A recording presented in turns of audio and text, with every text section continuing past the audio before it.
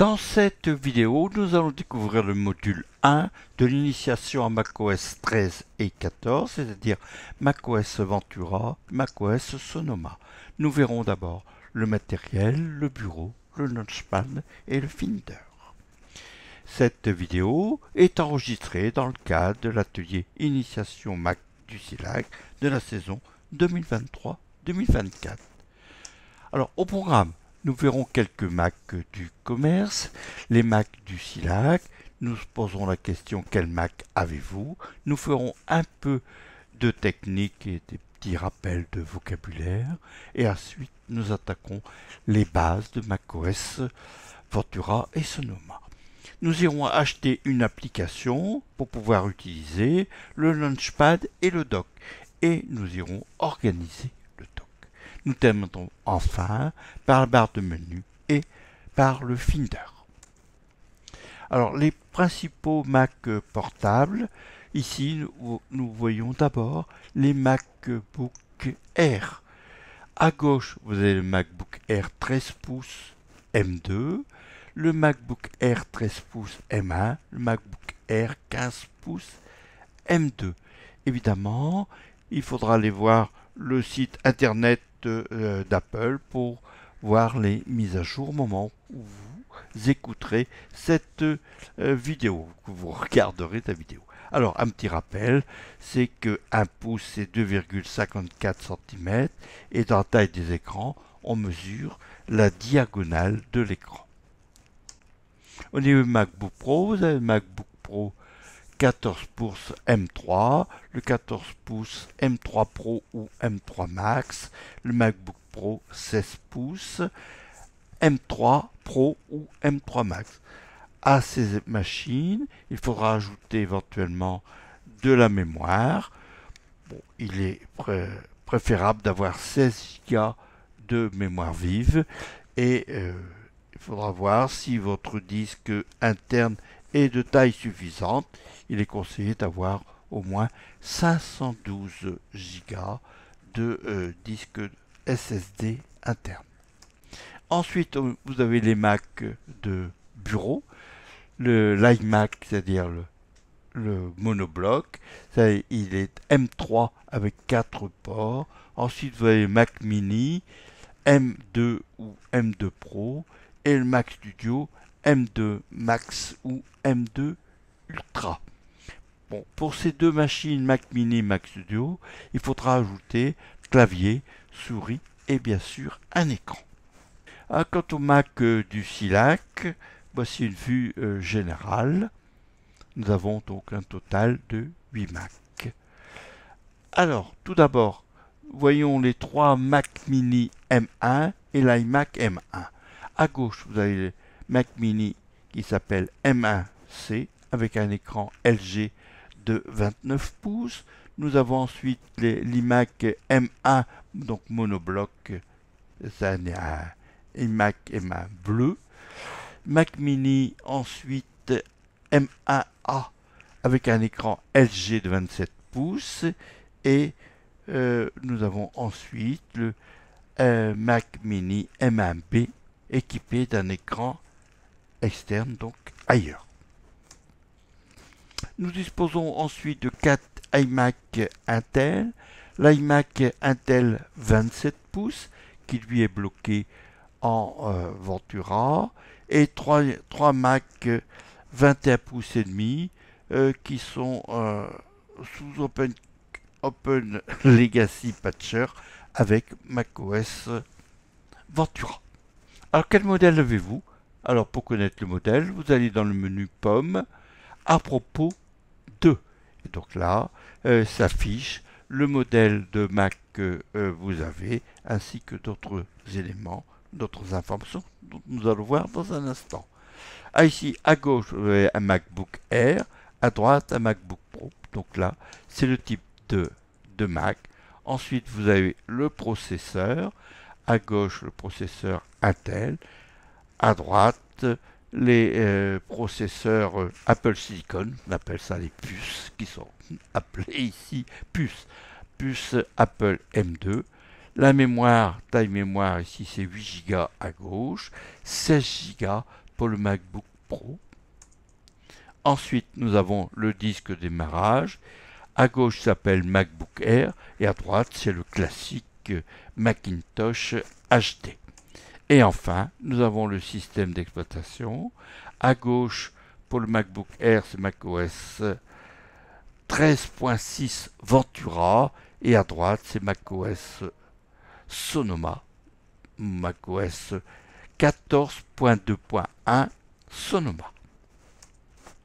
Ici, c'est le menu pomme sous macOS Monterey.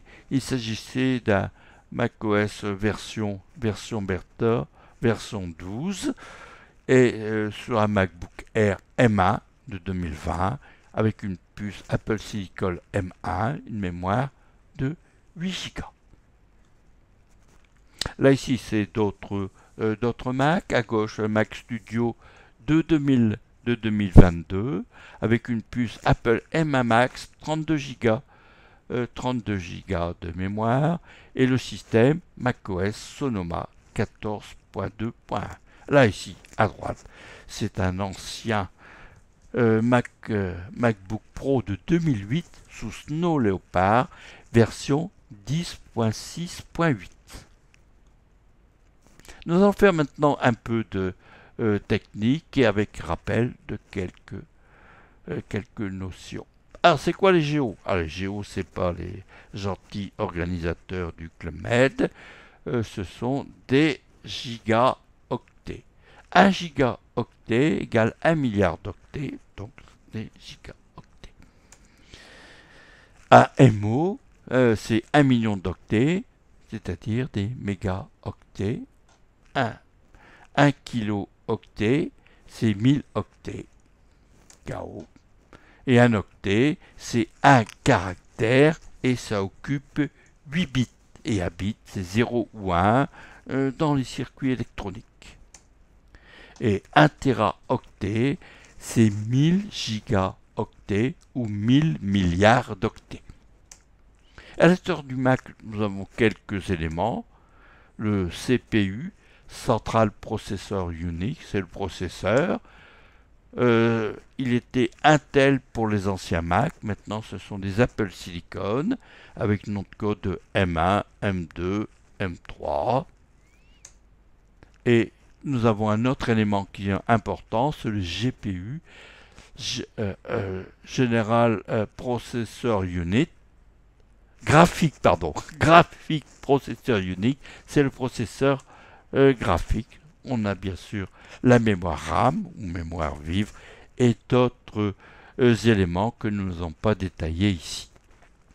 Alors l'interface graphique a révolutionné l'utilisation du micro-ordinateur.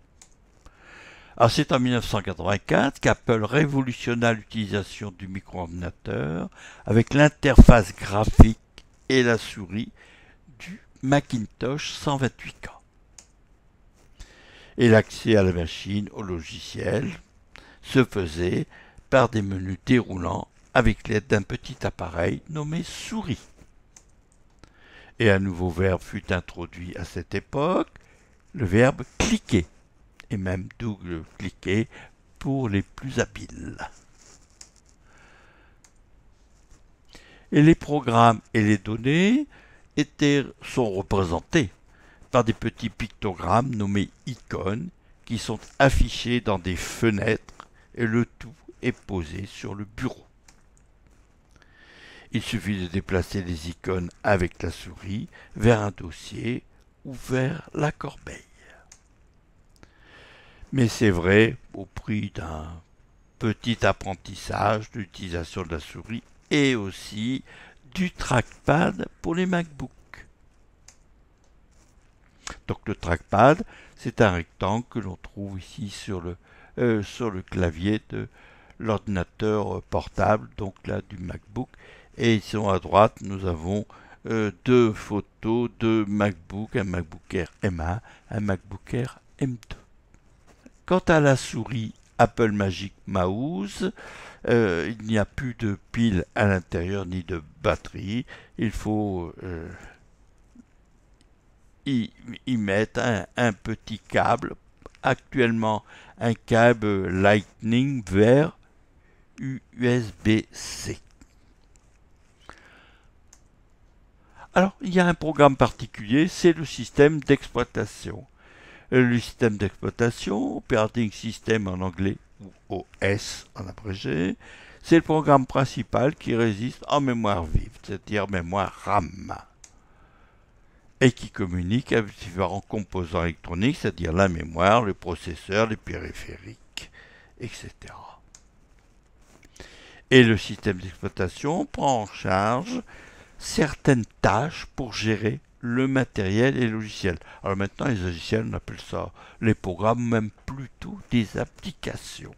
Et ceci en facilitant le travail de l'utilisateur, en particulier par l'intermédiaire de l'interface graphique. Alors voyons voir les récents macOS.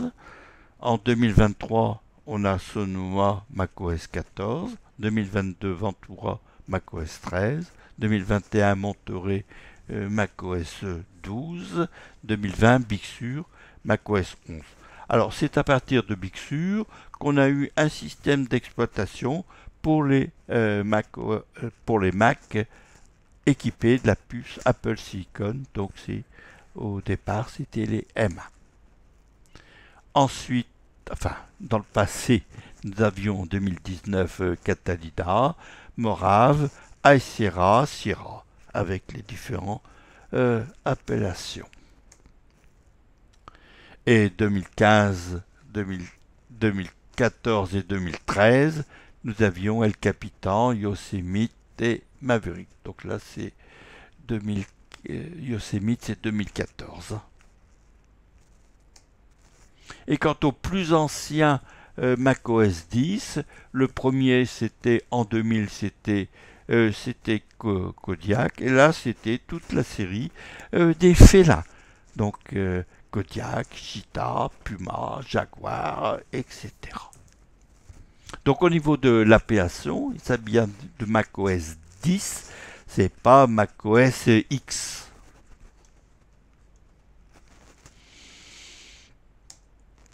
Alors quant au matériel complémentaire, on a besoin d'une clé, USB.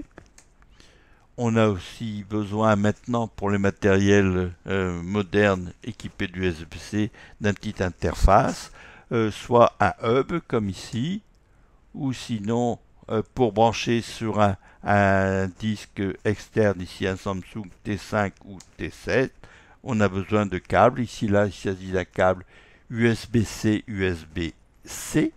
Et là, ici, il s'agit d'un câble USB-C, USB-A, ne serait-ce que pour brancher cette clé ancienne, enfin cette clé USB 3 ou USB 2. Quant au menu déroulant, en cliquant sur la barre de menu, on a un menu qui s'appelle ici menu déroulant, qui s'affiche avec les différents composants, différentes fonctions. Là ici, on a trois fenêtres, et la fenêtre active et la fenêtre qui est au premier rang. Après les quelques préliminaires techniques, entrons maintenant dans le sujet et examinons les bases de l'utilisation de macOS, Ventura et Sonoma.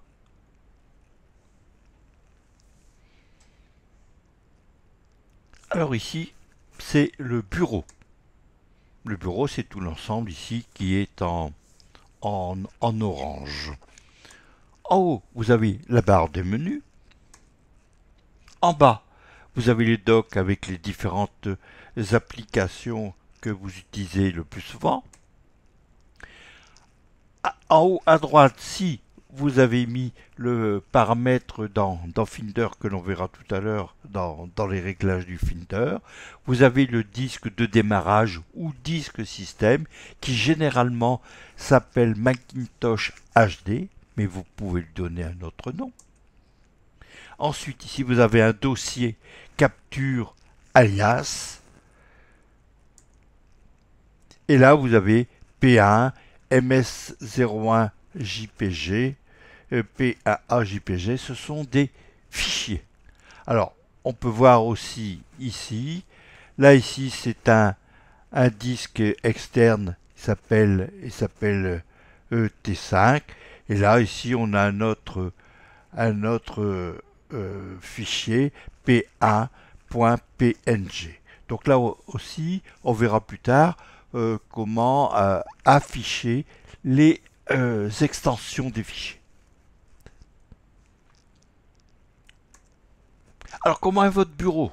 Non, c'est pas comme ça. Vous le rangez convenablement, bien entendu.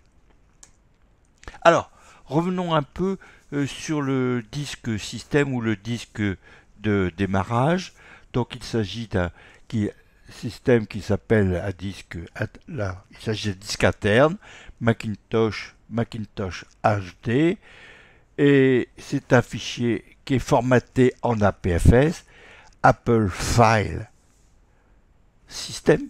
C'est le nouveau système qui a été mis en place sous Catalina, si mes souvenirs sont exacts. Et là, c'est un système macOS 14.2.1. On a la capacité de ce disque et la place disponible et la place utilisée. Alors voyons voir maintenant quelques manipulations de base de la souris et du trackpad. Alors pour sélectionner, on va faire un clic gauche. Donc on appuie ce clic gauche. Si c'est un trackpad, pour sélectionner, vous touchez la surface du trackpad. Et pour le clic droit, vous cliquez sur la partie droite de la souris. Une autre façon d'obtenir un clic droit, c'est appuyer sur la touche CTRL du clavier et en même temps faire un clic gauche. Pour obtenir un clic droit sur le trackpad, vous touchez le trackpad avec deux doigts. Alors dans le cas présent, on a sélectionné le disque ici, MacBook Air. On a fait le clic droit donc avec deux doigts. Et ici, pour ce disque, on a un menu contextuel. Et comme son nom l'indique, le menu contextuel dépendra du contexte. Autre façon de faire le clic droit, si vous ne vous souvenez pas, vous appuyez sur la touche CTRL et vous touchez une fois avec un doigt. Alors pour ouvrir, vous faites un clic droit, puis ouvrir. Et donc là, vous avez ici un menu contextuel où vous avez ouvrir et vous avez d'autres commandes. Voilà, ouvrir. Et voilà, donc on a ouvert le disque qui s'appelle MacBook Air. Vous pouvez remplacer la sélection et le clic droit par un double clic. Donc un double clic, vous tapez deux fois rapidement sur la touche gauche. Donc c'est l'équivalent du clic droit plus ouvrir, donc depuis le menu contextuel. Et voilà, donc on a ouvert le contenu du disque MacBook Air. Alors voyons voir maintenant les applications. Alors les applications qui s'affichent ici sont les applications préinstallées. Alors ici on a accédé aux applications préinstallées par la barre latérale applications. On pourra aussi aller par le menu aller, donc que l'on verra plus tard, et on verra aussi plus complètement l'utilisation de la barre latérale. Lorsqu'on installe un nouveau Mac, toutes les applications Apple gratuites ne sont pas installées, en particulier Page, Number, Keynote, iMovie. Nous allons aller compléter maintenant l'installation de ces applications depuis l'App Store. Donc depuis la barre du dock ici, on va cliquer sur App Store. Ensuite, donc là, nous sommes dans l'App Store. Ensuite, nous allons dans Rechercher, saisir l'application à acheter. Donc on va entrer le nom de l'application. Là ici on va mettre page. Et voilà. L'application page peut être téléchargée. Alors là ici donc on a obtenir. Quand on a obtenir, ça signifie que l'application est gratuite. Par contre quand on a obtenir et achat intégré, ça signifie que l'application est gratuite, mais à un moment il y aura un supplément à payer, soit pour des nouvelles fonctionnalités, soit pour l'absence de publicité. Donc là on aura cherché, on va cliquer sur obtenir et ensuite installer. L'application va bientôt pouvoir se télécharger, mais il faut au préalable saisir l'identifiant Apple. Donc l'identifiant Apple, il est en général déjà préinstallé lorsque vous avez configuré votre Mac. Donc l'identifiant Apple, c'est une adresse électronique. Alors par exemple ici, c'est nom @icloud.com, mais ça peut être aussi une de vos adresses que vous utilisez couramment sur Free, sur Orange, Bouygues, etc. Donc vous avez saisi l'identifiant Apple, ou sinon l'identifiant Apple vous est proposé, et il faut saisir le mot de passe. Alors quelques informations quand même sur le compte Apple. Donc le compte Apple sert pour les achats chez Apple, mais il sert aussi pour certains services, en particulier pour iCloud et iCloud Drive. Et le compte Apple est une adresse électronique comme nous venons de voir. Et c'est une adresse que vous utilisez habituellement, ou c'est une adresse que vous pourrez créer sur iCloud.com. Donc le téléchargement ici se déroule. On voit ici il y a une petite roue. Voilà. L'application maintenant a été installée, et pour la lancer, on va cliquer sur Ouvrir. L'application page a été installée dans le dossier application. On accède au dossier application de plusieurs façons. Donc là ici, depuis la barre de menu du Finder, c'est Aller, Application, vers de Application, donc le menu déroulant, ici Aller. Et donc on voit ici que l'application page ici a été ajoutée dans le dossier application. L'application page a été aussi installée dans le Launchpad. Mais les applications ne sont pas forcément toujours installées dans le Launchpad. Ça dépend des installateurs. Donc ici, cette application est là maintenant dans le Launchpad. Alors pour le lancer, on pourra aller se connecter sur le Launchpad qui est caché ici et lancer depuis ici l'application. Mais par contre, si c'est une application que vous utilisez souvent, vous irez la chercher dans le Launchpad et vous la glisserez dans le dock. Vous pouvez aussi aller glisser l'application qui est dans le dossier application vers le dock. Ça fait la même fonction que d'aller le chercher depuis le Launchpad. Maintenant, nous allons organiser le Launchpad.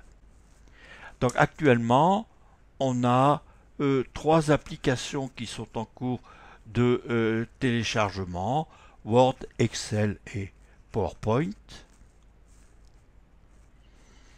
Voilà, deux applications Word et Excel sont maintenant installées. PowerPoint est toujours en cours d'installation. On va glisser l'icône d'Excel vers l'icône de Word pour les regrouper dans un dossier. Voilà. Donc macOS a créé un dossier et lui a attribué comme nom productivité. On aura bien sûr la possibilité d'aller changer le nom de ce dossier. Donc voilà notre dossier productivité qui contient Word et Excel. On ira aller sélectionner le nom du dossier, ici productivité, et à la place on saisit le nom du dossier, ici Microsoft 365. Et voilà, notre dossier Microsoft 365 a été créé dans le Launchpad et contient deux applications. On complétera ce dossier maintenant en allant glisser PowerPoint dans le dossier Microsoft 365. Voilà, donc on va les glisser. Et maintenant, nos trois applications Word, Excel, PowerPoint sont dans le dossier Microsoft 365. On pourra maintenant aller sélectionner une application ou les trois et les glisser dans le doc. Donc là ici je vais sélectionner mon application Microsoft Excel et je vais la glisser dans le doc. Et j'irai après glisser si j'en ai besoin les autres applications Word et PowerPoint. Voilà. Donc là, dans le Launchpad, j'ai mon application page que j'ai glissée tout à l'heure, Word, Excel et PowerPoint.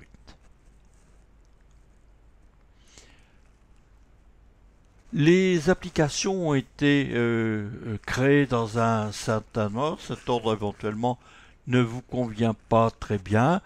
Alors là, vous pouvez glisser dans le doc les applications à l'endroit que vous souhaitez. Donc là, par exemple ici, je vais déplacer mon application pour l'App Store. Je vais les glisser vers la gauche du doc.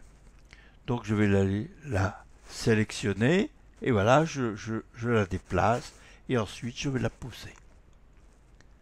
Voilà, donc je l'ai posée ici entre l'application Speed Test et ici l'application Launchpad. Ça c'est le Launchpad et ça c'est donc l'App Store. Et si on veut supprimer une application du doc, on prendra l'application qui est dans le doc et on la glissera vers le haut de la page. Le fait de supprimer une application du doc ne supprime pas cette application du dossier application. Donc l'application est toujours disponible et vous pourrez très bien aller la rechercher et la remettre dans le doc, soit depuis le Launchpad, soit depuis le dossier application. Ici maintenant ce sont les réglages système. Alors à noter que depuis Ventura, les réglages système sont différents des versions précédentes, en particulier à partir de après macOS Monterey. Voilà. Là ce sont les applications réglages système. Et ce que l'on va faire maintenant, c'est des affichages différents du doc. Alors en standard, le doc est affiché dans le bas de l'écran. Donc en allant cliquer sur Réglages système et ensuite Bureau et doc, on aura disons des réglages pour d'une part la taille du doc ainsi que sa position, et on aura aussi un effet pour la réduction lorsqu'on va quitter une application et que cette application va aller se glisser ou retourner dans le dock. Voilà ici en plus grand les différents réglages. Donc ce qui va nous intéresser en premier lieu, c'est le réglage de la position du dock. Là ici maintenant on va mettre le dock à gauche. Donc ici on a nos applications qui sont dans le dock ici situées à gauche. Lorsqu'on déplacera la souris vers le dock, on verra que l'icône ici s'agrandit. Donc là c'est le, le dock qui est à gauche ici. Voilà. Là ici c'est le dock à droite. Voilà. Donc là ici position de l'écran gauche, bas et droite. Et là ici on ne met plus l'affichage du dock. Il n'est pas toujours affiché. Et on l'affichera lorsqu'on ira déplacer la souris vers le bas. Donc ça c'est masquer, afficher automatiquement le dock. Donc là ici, le petit commutateur ici est bleu. Découvrons maintenant quelques réglages du dock. Donc on clique sur les réglages système depuis le bloc. Ensuite on va cliquer sur la barre latérale sur bureau et dock. Et ensuite on va aller voir quelques réglages. Donc on peut faire un réglage de la taille du dock. Enfin là il est déjà au maximum et donc ça ne change pas grand chose sur la taille et ainsi que sur l'agrandissement. Ensuite on pourra choisir la position du dock en bas. Donc maintenant il est à gauche et après il est redevenu redevenu à droite. On va maintenant le mettre à droite. Et on peut aller régler, savoir si on veut un effet de génie ou l'autre type de réduction. On aura d'autres réglages. Masquer automatiquement le dock. Voilà, le dock il est à droite. Hein. Donc là je vais le remettre en bas. Personnellement je préfère que le dock soit en bas. Et donc là ici on a agrandissement, réduire, agrandir le dock. Voilà, maintenant il est masqué automatiquement et quand on ramène le curseur vers le bas, le dock s'affiche. Découvrons maintenant la barre des menus. Alors on a déjà vu tout à l'heure le menu pomme, donc à partir du menu pomme, à propos, pour connaître le type de Mac, la mémoire, le système d'exploitation. Donc là ici c'est macOS 13.0. Là ici c'est un autre MacBook Pro, donc avec une puce Apple Silicon, une puce Apple M2. Et depuis le menu, toujours menu pomme, on a quelques réglages du système. Donc ça, c'est un autre chemin pour aller au réglage système au lieu de passer par le dock ici. Donc on passe par menu pomme, réglage système et on a les menus des différentes fonctions du réglage. Là ici, on a aussi un accès à l'App Store au lieu de passer par le dock. Voilà, ici, on est parti sur l'App Store. Éléments récents, ce sont les différents applications, fichiers, documents qui ont été ouverts. Forcer à quitter, c'est pour arrêter une application. Suspendre l'activité, c'est pour mettre en sommeil l'ordinateur. Et redémarrer, c'est pour le redémarrer. Et ensuite, ici, éteindre pour éteindre l'ordinateur, c'est-à-dire le Mac. Voyons maintenant le Finder. Le Finder, donc, c'est ce qui va vous permettre de gérer tous vos fichiers et toutes les fenêtres. Alors, depuis la barre de menu Finder, à propos du Finder, on connaît la version du Finder. Là, c'est le Finder 13.0. Là, ici, c'est le Finder version 4.2.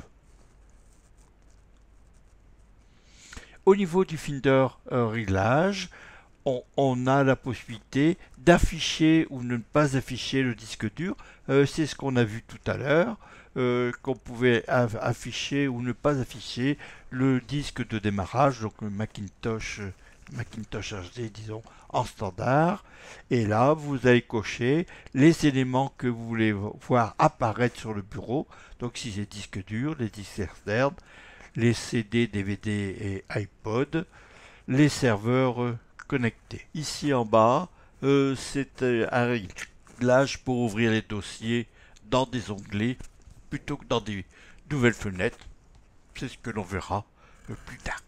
On a aussi des choix dans les réglages pour aller choisir la couleur de tag. Donc ça, si vous voulez mettre des petites couleurs différentes pour certains dossiers ou fichiers. Ensuite, vous avez les réglages de la barre latérale. Donc la barre latérale, ça permet d'aller afficher et d'accéder rapidement à un dossier ou à une information.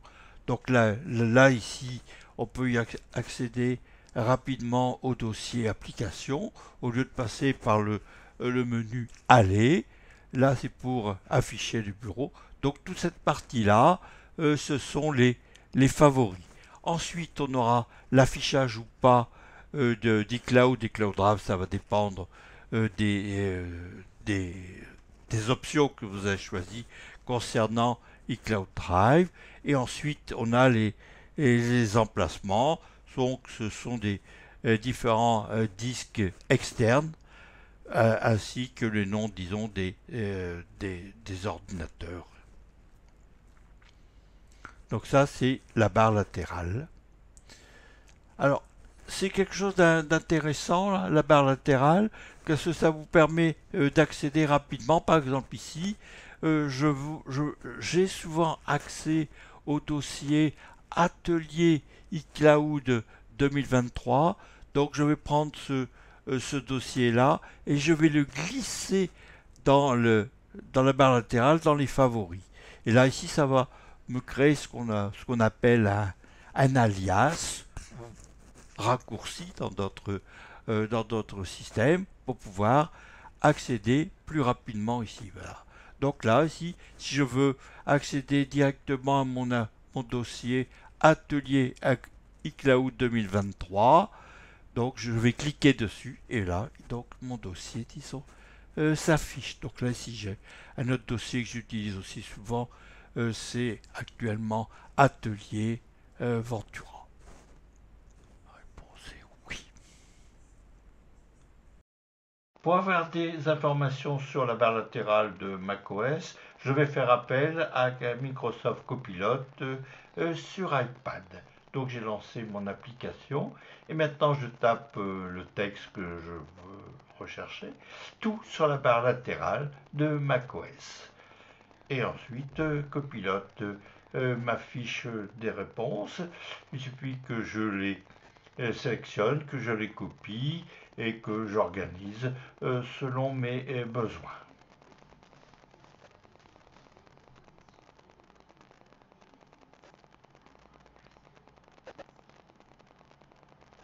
Et voilà, merci. La barre latérale du Finder sur votre Mac vous permet de personnaliser l'affichage des éléments que vous utilisez le plus souvent. Et pour afficher la barre latérale, cliquez sur l'icône du Finder dans le dock pour ouvrir une fenêtre du Finder. Ensuite, choisissez Présentation, afficher la barre latérale dans la barre de menu. Vous pouvez également masquer la barre latérale en choisissant Présentation, masquer la barre latérale dans la barre des menus. Pour redimensionner la barre latérale, faites glisser le côté droit de la barre de séparation vers la droite ou vers la gauche. Pour ajouter un dossier ou un disque à la barre latérale, faites glisser l'élément vers la section Favoris. Et en ajoutant un élément à la barre latérale du Finder, vous créez uniquement un raccourci ou un alias vers ce lien. L'élément demeure à son emplacement d'origine.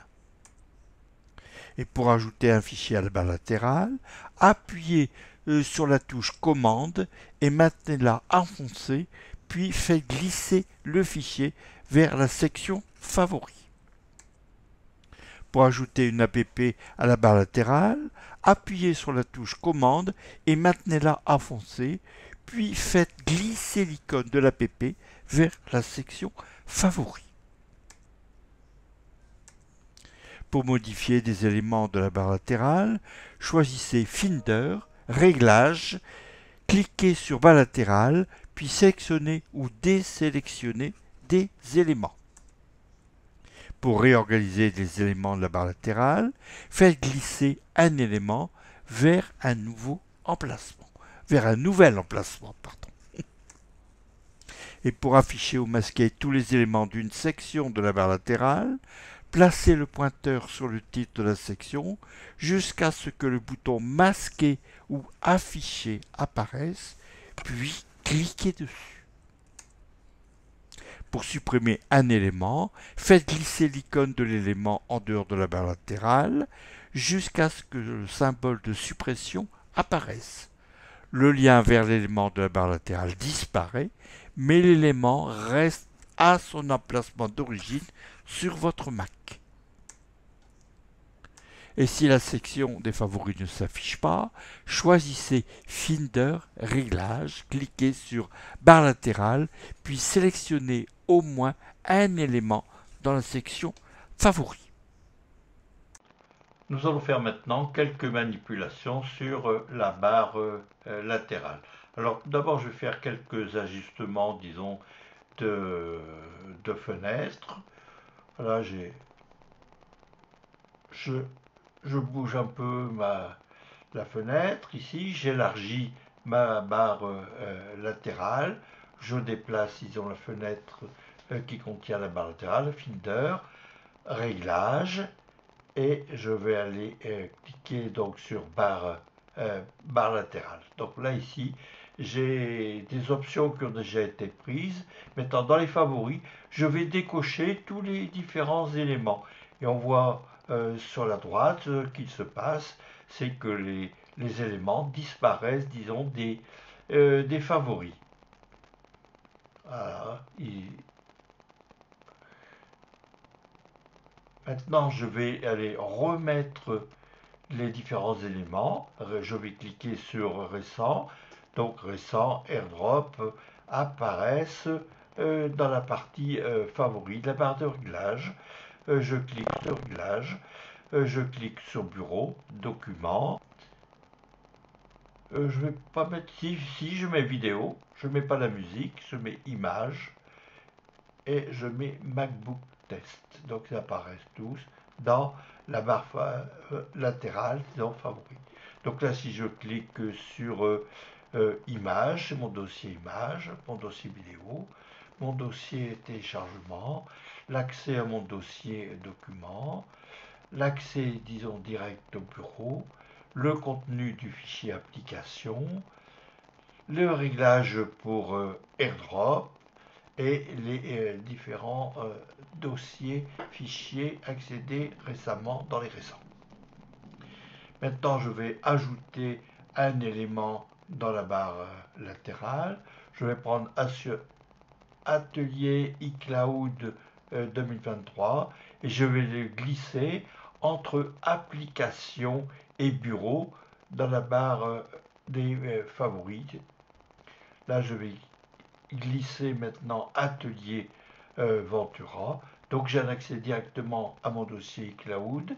Et là, j'ai accès directement à mon dossier Atelier Ventura. Là, je vais choisir un autre affichage.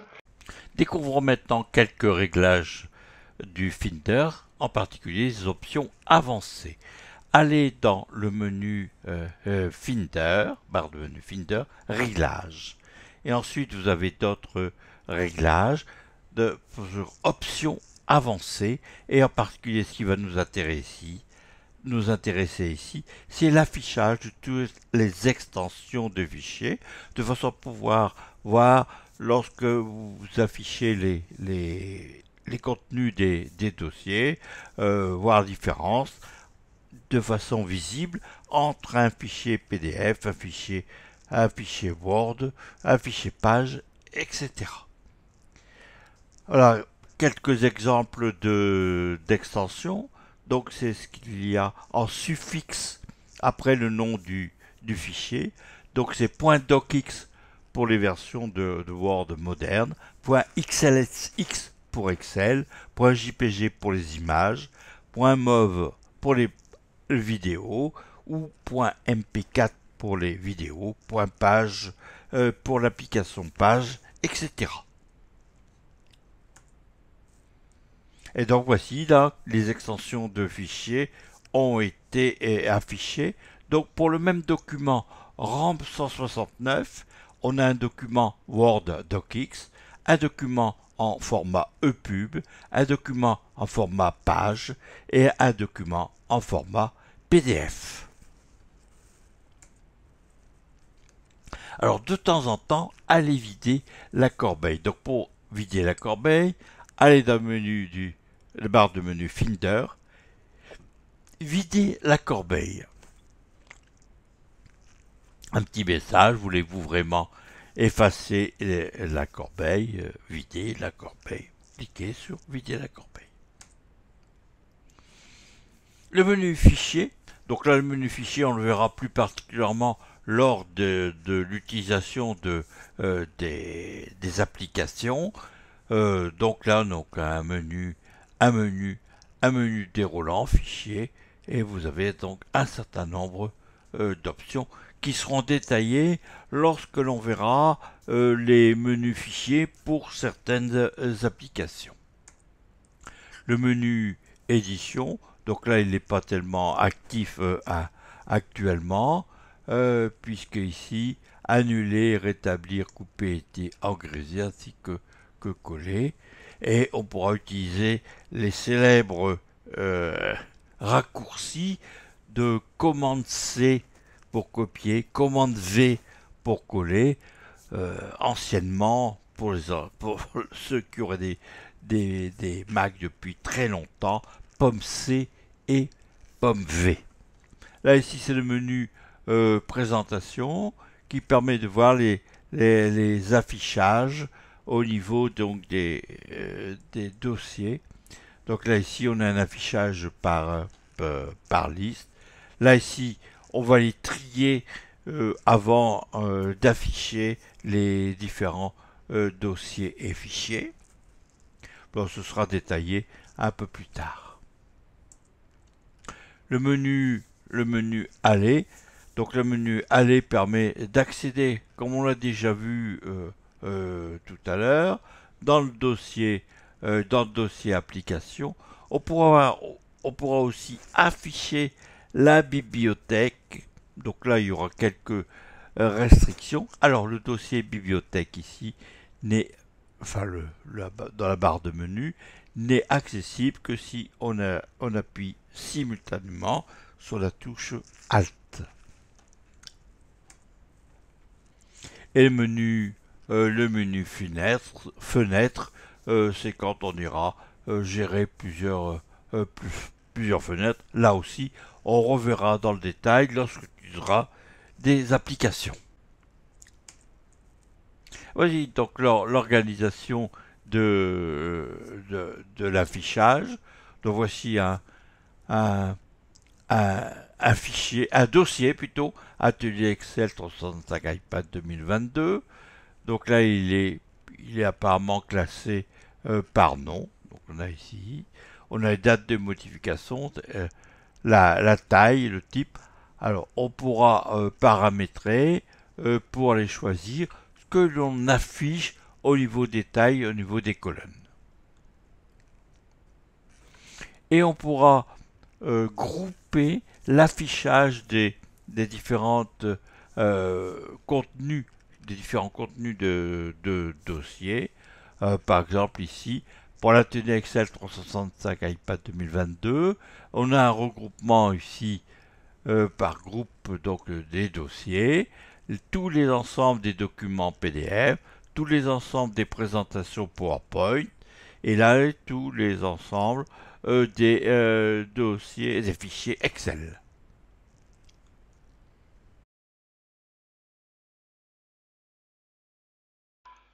Dans cette vidéo, nous allons voir l'affichage des dossiers et des fichiers.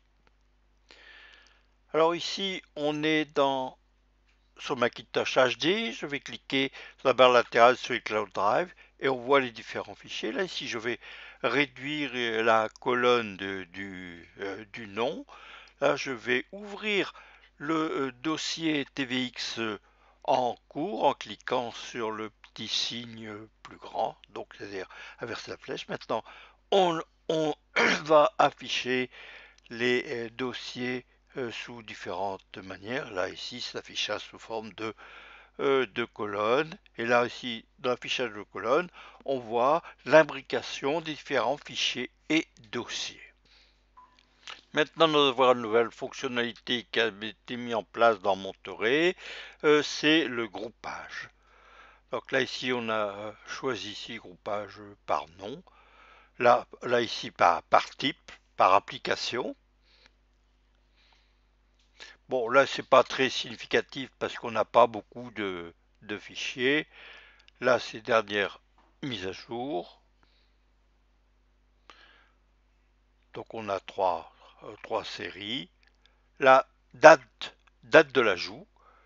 Là, on a 4 séries. Là, ensuite, la date de modification. Donc là, les fichiers ont été groupés sous forme de différents. Là, ici, date de création.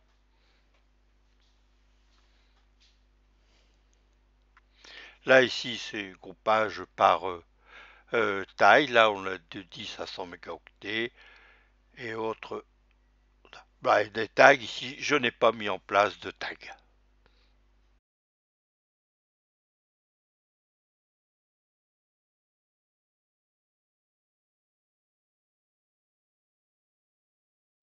Nous allons faire ici une petite recherche dans Spotlight. Là, ici, je vais rechercher le texte ramp. Donc Spotlight va afficher différentes sources. Donc là ici, on voit dans le dossier document, là aussi des différents dossiers RAM 185, 181, etc. Il y a aussi des liens vers donc des fichiers et il y a aussi des liens vers des références externes comme par exemple les rampes d'escalier. Bon, là ici on a différentes sont des présentations, etc.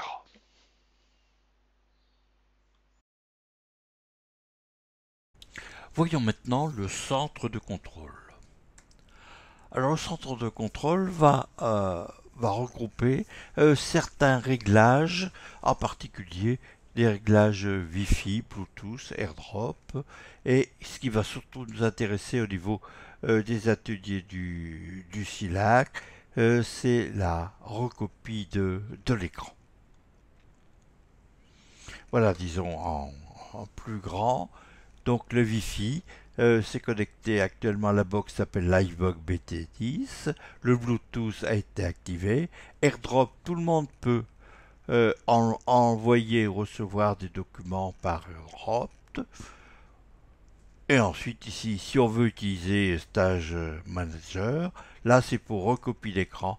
Donc pour envoyer via AirPlay sur un téléviseur, les réglages de luminosité de l'écran, le réglage du niveau du son. Et là ici c'est pour l'application musique. Voilà, donc ici, recopie de l'écran, on peut recopier actuellement l'écran du Mac sur un iPad, sur un autre iMac ou via ici l'Apple TV ici qui est sur séjour. Voilà. Je vous remercie pour votre attention et je vous dis à bientôt.